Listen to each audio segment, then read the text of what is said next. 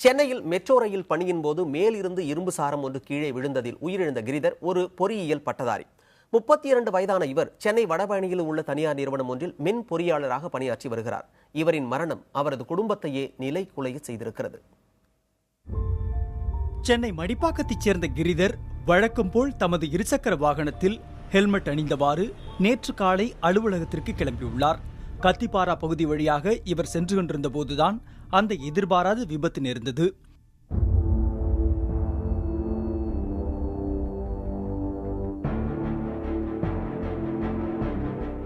Metro rail பணிக்காக மேலே ஏற்றப்பட்ட இரும்பு சாரம் ஒன்று திடீரென கீழே விழ அந்த வழியாக பயணித்துக் கொண்டிருந்த கிரிதரின் மேல் அது விழுந்ததில் சம்பவ இடத்திலேயே அவர் உயிரிழந்தார்.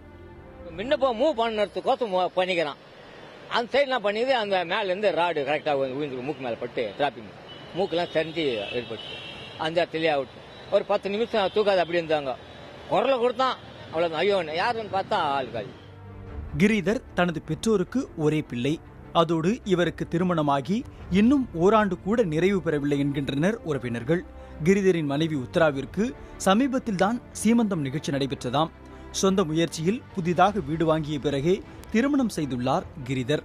எல்லாம் நல்லபடியாக சென்று கொண்டிருந்த நிலையில் கிரிதரின் திடீர் மரணம் அவரது குடும்பத்தினரை அதிர்ச்சியில் உறைய வைத்துள்ளது. ஒரு கல்யாணம் ஆகி 1 வருஷம் தான் ஆக போகுது. இன்னும் 1 வருஷம் கூட ஆகல. ஆகஸ்ட் வந்ததான் 1 வருஷம் ஆகுது.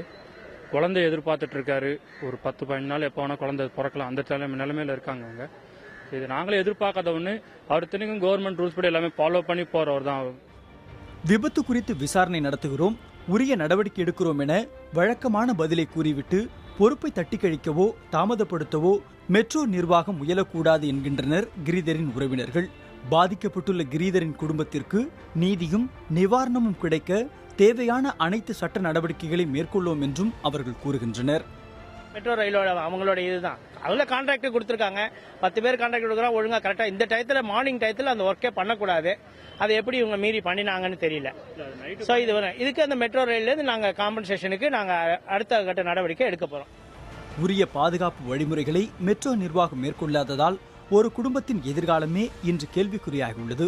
தனது தந்தையின் முகத்தை பார்க்க முடியாத நிலையில் ஒரு குழந்தை பிறக்க இருக்கிறது. நிகழும் விபத்துக்கள் பலவற்றில் இதுவும் ஒன்று என எண்ணாமல் பொறுப்புடன் தனது பணியினை மெட்ரோ ரயில் நிர்வாகம் மேற்கொள்ள வேண்டும். இதனை மத்திய மாநில அரசுகள் உறுதிப்படுத்த வேண்டும் என்பதே விபத்து நடந்த பகுதி வழியாக நாள்தோறும் பயணிக்கும் வாகன ஓட்டிகளின் வேண்டுகோளாக உள்ளது. புதிய தலைமுறைக்காக செய்தியாளர் ராஜ்குமார்.